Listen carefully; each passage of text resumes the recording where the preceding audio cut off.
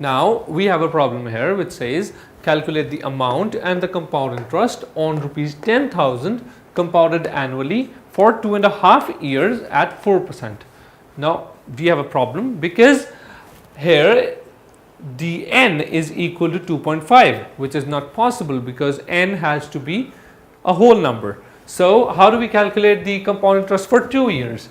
Amount is equal to principal into 1 plus r by 100 raised to power 2.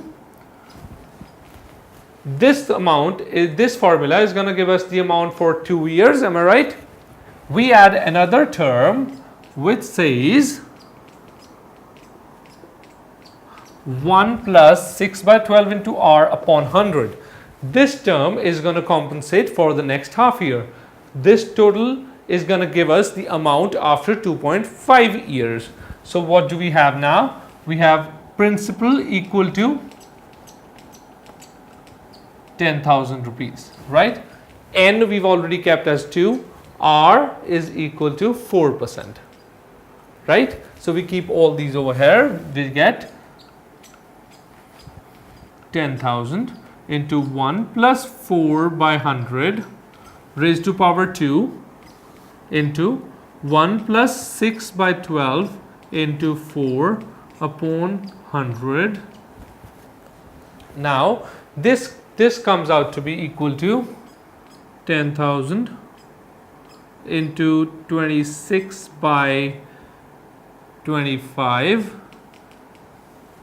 square into 51 by 50, and this total again now comes out to be equal to rupees 11032.32.